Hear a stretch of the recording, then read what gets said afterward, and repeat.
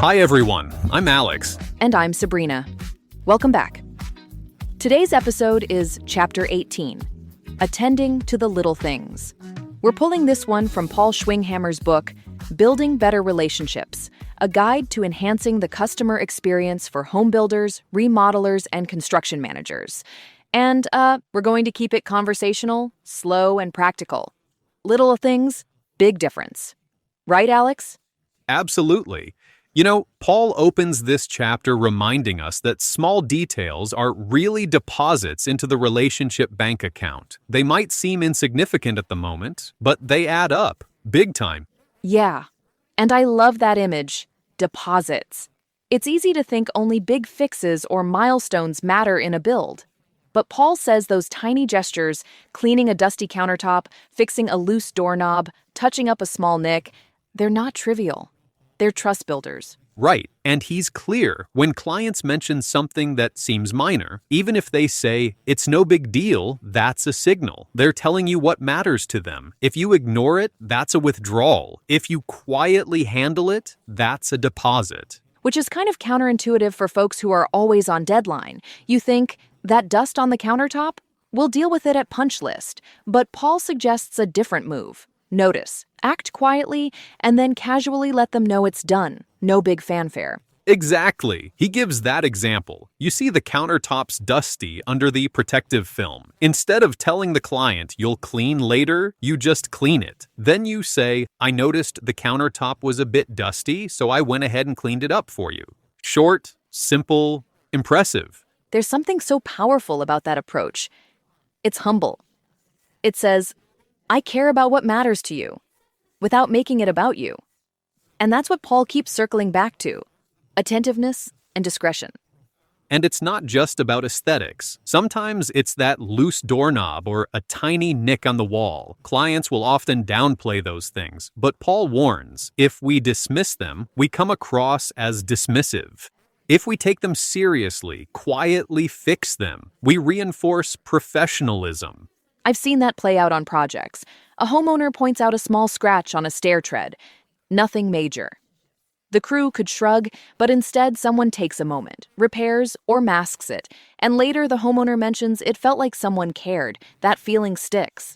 Yeah, Paul frames these as emotional deposits that cushion relationships when real problems come up. If you've built a pattern of attending to little things, clients are more forgiving when bigger issues arise. The goodwill is already banked. He also outlines practical strategies, little habits that make this doable. Be observant, act quietly, don't overpromise, anticipate needs, and express appreciation when clients point things out. Let's unpack those a bit. Sure. First, be observant. That's mostly mindset and training. Teach your crews to scan the job site for small visual imperfections, housekeeping issues, or homeowner cues. It becomes part of your culture. And act quietly. That's the behavioral bit. If you announce every little fix, it can feel performative. Paul's point is to make the repair, then casually inform the client.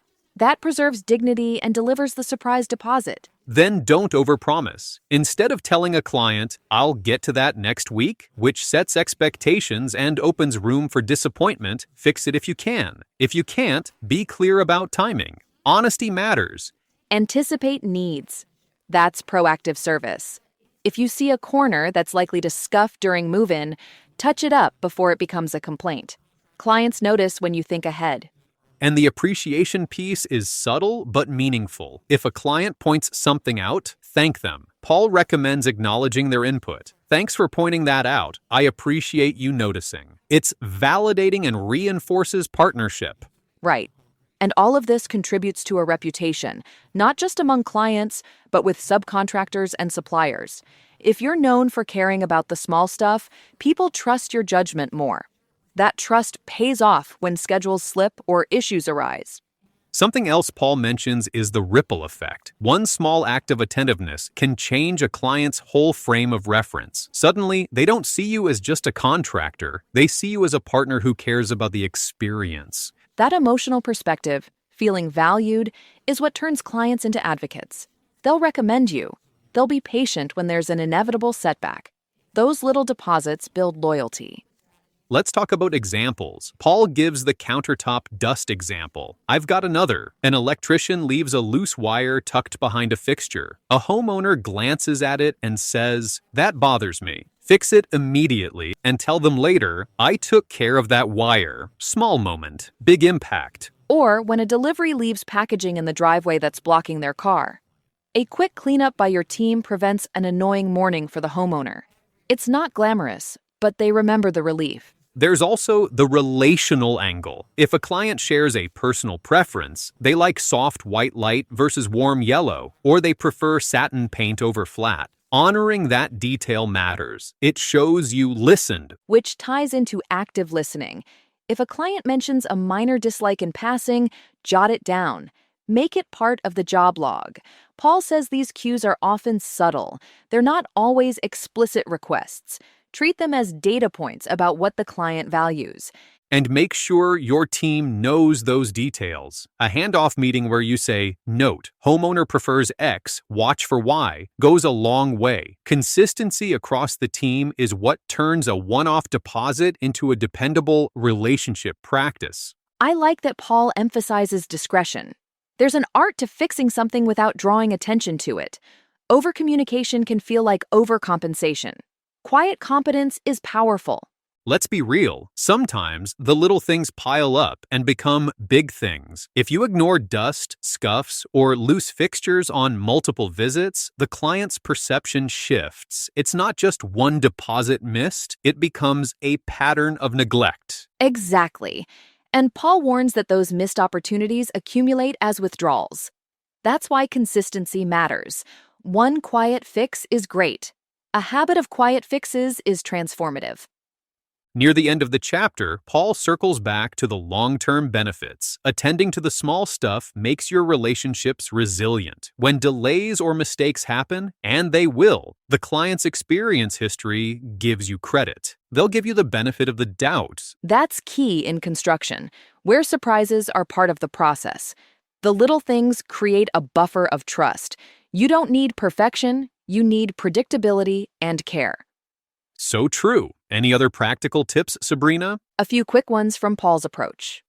Make a habit of a 5-minute site sweep, focused only on surface-level impressions. Keep a client preferences list in your project files. Empower subs to handle small touches without chasing approvals, and celebrate small fixes internally so the team values them. Good. Also, include small things in your quality checks and closeout checklist. Don't relegate them to memory. Make them measurable and repeatable. One more thing. When a client brings up a tiny issue, don't reflexively say, "No problem." Say, "Thanks. I appreciate you pointing that out. I'll take care of it." That thanks matters. Great closure. And one housekeeping note for listeners. Remember, you can purchase your copy of the groundbreaking book, Building Better Relationships, a guide to enhancing the customer experience for home builders, remodelers, and construction managers by author Paul Schwinghammer on Amazon and Barnes & Noble in multiple formats. That's right. If you want more on creating those relational deposits, Paul's book is full of practical examples and ways to build a client-focused culture. Okay, quick recap. Notice the small things. Act quietly. Don't overpromise. Anticipate needs, and say thank you when clients point things out. Over time, those small acts add up to real trust.